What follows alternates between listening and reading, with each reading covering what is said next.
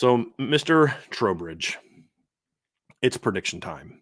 Sure is. And let's just set the stage for these predictions because you and I were talking before the show. I've had a lot of friends of mine, people that I know, my dad, people that we do work with, things like that, friends of mine, they're Notre Dame. Everybody's really confident about this game. And I love the confidence because this is Notre Dame's a good football team. You should expect them to win. But as you said to me, I think part of that is because they see Navy and they just remember how bad they've beaten Navy. It's been a while since Navy's really given Notre Dame a game. I mean, I know 2 years ago ended up being a close game, but that was more about Notre Dame playing bad and blowing like a 35-13 halftime lead.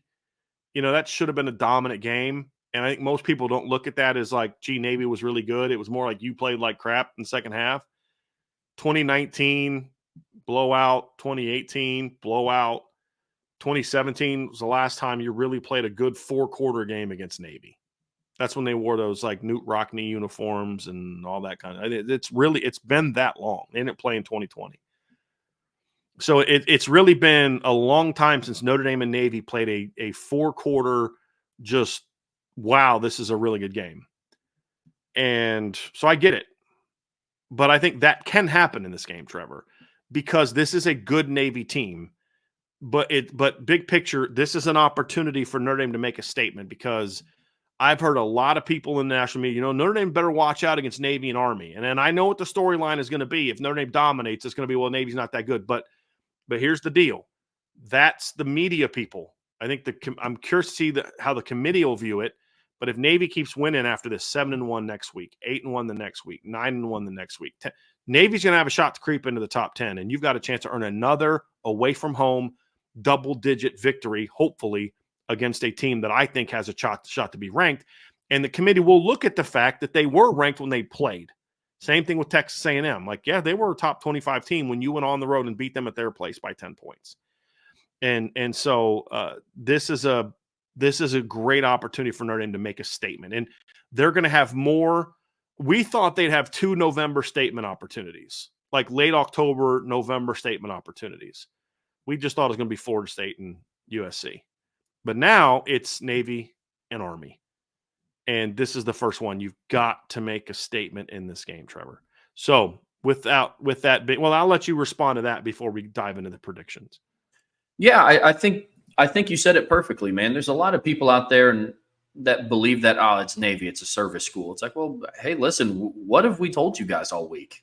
This is an explosive service school. This is a Navy team that's 4th in the country in points per game. This is they're 2nd in the country in yards per attempt and yards per completion and quarterback rating in the game. Those numbers might be a little different after what some of the games were played yesterday. But regardless, we're talking about a top 5 team in most efficiency categories on offense. And we have talked about it being a best on best matchup because obviously the strength and heart and soul of Notre Dame's team is their defense. But they haven't seen a test like this year. They haven't. Don't get looped into it's Navy. Look what we've done against Navy. Look what Notre Dame's overall record is against Navy, right? I understand some of that narrative, but there's a lot of things working against Notre Dame, right? It's fall break for them this week. They have a bye week next week. They have a night game against Florida State the week they get after. This is a game that Notre Dame could potentially look over. So this is a really good opportunity for Notre Dame to come out and make a statement against a good, undefeated football team. Really good. So with that being said, Mr. Trowbridge, give me your score prediction and how you see the game playing out.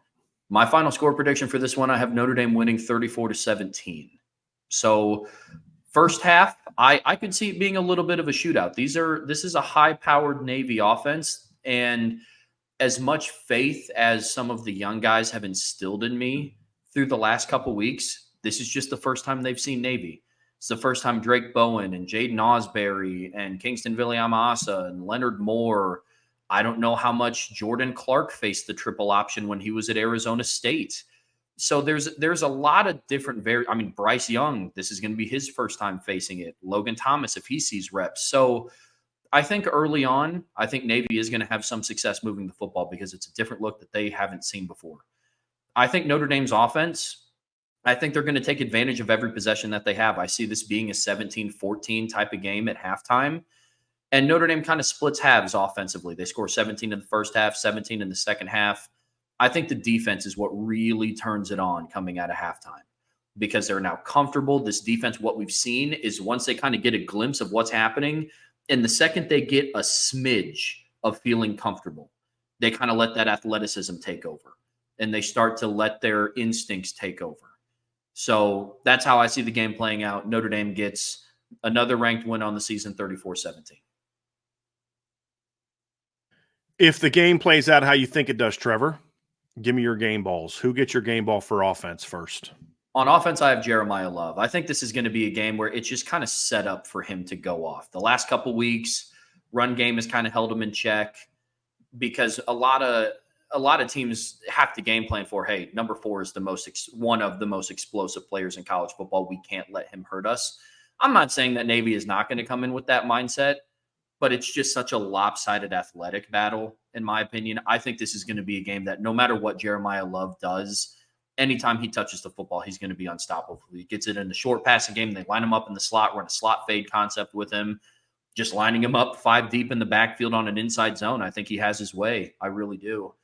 And on defense, let me first on that. I'll say this: if the Notre Dame coaches will finally start to they've done a nice job of mixing up how he gets the ball, run, pass. Yeah. The problem is in the run game, it's been very much just zone, inside counter, zone. If they will start to mix up the tendencies that they've had for him, and we saw what they did against Georgia Tech. The first time they gave him the ball outside, he was gone. Like that's going to be a key for me. Is they're going to have to. Not that you don't run inside zone with Jeremiah Love. I mean, do it because we saw him bounce one for 39 yards against Stanford for a touchdown. I mean, he ran a counter right up in the A gap for a 21-yard touchdown against A&M. But give me a little bit different because that's where I think Jeremiah will really punish Navy is if they come out early and they hit him with like a little quick pitch or something like that, a little quick crack. Or get him on an outside zone where they think they have leverage or something like where they, one of those type of plays, he could go, man. Like he to your point. And then all of a sudden he's getting the ball downhill and you're not crashing quite as hard as you were before, where as soon as he's getting the ball, I mean, teams are just flying downhill against him. But if all of a sudden he pops a couple outside, now it's like you can't quite crash as hard. I think that's where Jeremiah is going to go off. It's not like his lack of success in recent games, in my opinion, isn't because of him. It's the room hasn't been there for him to work. Yeah. Because as soon as he gets downhill, teams are just crashing the line of scrimmage. They've got to do a better job of mixing up, getting him yes, inside first, outside next. I think that's going to be a key for them because right now it's like they're using him inside and then it's like Jadarian's your outside runner. He's the one getting kind of the pin and pull type of stuff and getting some of those outside runs. And, I'd like to see them do a little bit more to get Jeremiah in space in the run game as well as not just because like pass game wise, he's just been money in the last 2. He had the 25-yard catch and run against Stanford. I mean, he's had two 25-yard catches and a 12-yard catch in the last 2 games. And the furthest ball he caught downfield was like about 4 yards. Yeah. That's it. You know what I mean? So it's like, but let's see some of that a little bit in the run game. And I think that then makes the inside zones and the counters and the, the duo. We actually ran a duo this past week. It's actually with Jadarian, but that's where I think that stuff is more effective. Now, so I agree with you about him being the potential game ball guy, but that's going to be the key. So give me your defensive one. Yeah. Defense for me, it just always seems like there's a defender that Notre Dame has every time they play Navy, just end the game with an obscene amount of tackles. Mine for me is actually not even listed in the starting lineup. Mine's going to be Jaden Osbury. He has been one of the best run defenders and one of the best open field tacklers that Notre Dame has had this season. He kind of came in and started changing the pace a little bit against Northern Illinois. And that to me kind of highlighted, okay, you have a good sideline to sideline run stopper at linebacker that plays a lot more athletic than your typical box linebacker that's built to stop the run. And he's fast, man. I did not realize how fast Jaden Osbury was. I really didn't. There's times when, and it could also be the single digit. Now maybe. you know why he was my number one ranked player in his class. And I can't say I on don't that blame you, defensive man. side. I do not blame him. There's times out there where I think he's a safety. I really do with how well he moves. So I have Jaden Osbury getting an obscene amount of tackles on Saturday, and I think Navy's going to try to push the ball to the perimeter. I don't think that their game plan is going to be trying to run right at Riley Mills and Howard Cross. And I have Jaden Osbury playing a really good sideline to sideline game and shutting down runs on the perimeter. Trevor, I have two scenarios, two predictions in two scenarios, right? Okay. And it's real simple. If the Notre Dame defense adjusts early and plays the way it has the last month of the season, where they are holding opponents to about 10 points per game overall and less than 10 against the first team defense, they'll dominate and win 42-14. Like, I really believe that. Because I think the more they force punts and turnovers on downs, and the more time the offense gets on the field, the more the offense gets into rhythm. If the defense struggles, I think this is a dogfight, and it's 27-20. That's my two. It really comes down to the defense and how quickly they can adjust, to me. I'm leaning more towards, right now, the blowout version just because of what this defense has been. But the fact that they're so young on defense is what gives me pause and has me thinking I may end up going with the 27-21 in our prediction for tomorrow. Right now, I'm feeling good. I'm in a great mood. 42-14. Defense is going to dominate. They're going to dominate the middle. The speed is going to take over everything, like you said. But I keep thinking I don't love young guys against the triple. And you mentioned a lot of young guys on this defense, and they're going to have to be on point and against this defense. And so if it's a game where their youth is evident, it's 27-20 Notre Dame.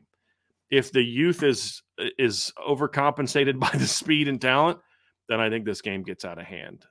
That's where I'm at. Game ball wise, I'm with you actually. I was going to say one of the two running backs. Right now I'm leaning towards Jeremiah. I feel like he's been bottled up a little bit the last few weeks.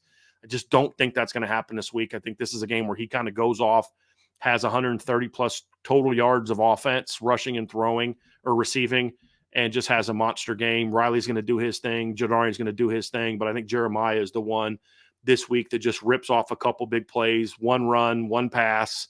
And they're just like, dude, we have no one on our on our team that can even remotely play with that kid. And that's how I see this one going. Defensively, I like your picks. I think it's Xavier Watts is my prediction for, because I feel like a safety, this is a game where he's going to have to make some big plays in the pass game, maybe have a pick, maybe have a big stop, force a big fumble. I think he's the guy that's going to have to really wreck this game for the Notre Dame defense. And the D tackles are going to play great, and the linebackers need to play great, but I think Xavier could be the difference between this thing getting out of hand or not, with just being able to force, reading. Horvath doesn't go through a whole lot of reads now. I mean, he'll make like one-man reads, and he may think, hey, I got this one read, and I got this wheel route thrown, and all of a sudden Xavier Watts comes over and picks one off. I think things like that could be a big part of it. So that's my pick, Trevor. I'm going, 27-20 or 42-14. I'll have to pick one for tomorrow, right? I have to have something figured out by tonight. Right now I'm leaning towards the 42-14, but that youth part just really gets to me, man. And I got to see how I'm going to feel about that. So we'll see what my final one is, but that's where I'm at right now. So Trevor, thanks for being with me today, man.